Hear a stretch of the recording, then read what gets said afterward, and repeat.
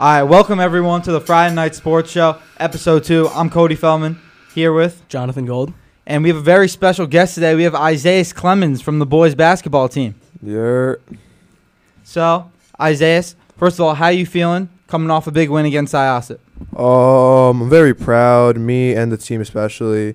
We're as a basketball team, I think we're looking at Baldwin right now and thinking, even though that we beat them 2 times home at their home and at our home, that we could beat them, but that's not the case. They're going to come into this game with as much intensity as we will, and it's going to be a really good game. So, first things first that I want to ask you about. So, Jake Vanderpoon has been out for the last couple of weeks, and you've been asked to step up big in his absence. So, what has been your adjustment to filling in his role? I think my adjustment is that I got to grab as much boards as possible and be like an offensive and defensive threat at all times. You know, I got to be aware of all the things, and I just got to be aware of what my position is on the court.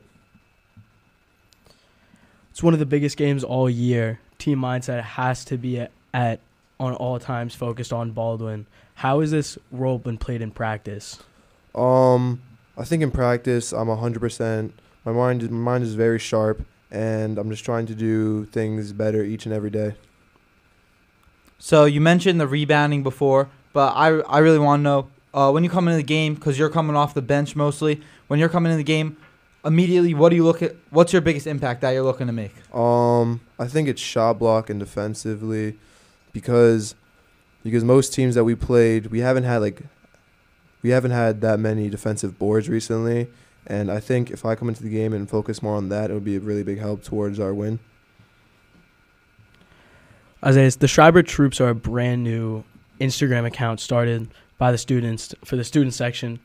How have they played a big role, especially in the game against Syosset, being on their feet, jumping up and down? They almost broke the bleachers, and they also went word for word with the YMCA. How have they played a big role in the team's mindset? I think they help us when we go on like a roll, like hitting multiple shots. They get us hyped up, and it just gets the team hyped up, and we really do need that if we want to win against Baldwin. What does it personally mean to you to make it to the county finals? You're playing in a college arena. You're in a huge playoff atmosphere here for the county. So, personally, what does it mean to you to reach this milestone? It means a lot to me that I reached this milestone. I'm just glad that I could be in my position right now, that where I am, and playing for this great team. And the last thing that I want to ask you until we get to a fan question is, I know you're focused on Baldwin on Saturday, but as a sophomore, youngest guy on the team, what are you looking to for the future of this program? The future, I hope it's going to be a very bright future. I think we're starting to become more and more of like a known-wide team. You know, before in the past years, people would think about Port Washington, oh, they're not that good at basketball. But after these few years, when you hear the word or you hear the name Port Washington, people are like, wow, that's a pretty good team defeating Baldwin. Three-year county championship in a row. All right, so I do have one fan question. It's coming from Isaac Latucci, a junior in the school. He's wondering how it feels to be in the same situation as last year. But this year, the difference is you've already beaten Baldwin twice. So how are you looking to capitalize after coming up just a bit short last year? I think we're going to do good this year. We watched film yesterday, you know, studying Baldwin and what we can do against them. And we're seeing what minor mistakes we can start fixing up and cleaning up so we can play. So when we play them, we don't have any mistakes and we're flawless. All right, we're going to call in our DJ, Hudson Menzel, to ask a question or two. Hudson, what do you got to say? All right, hey, first of all, big fan.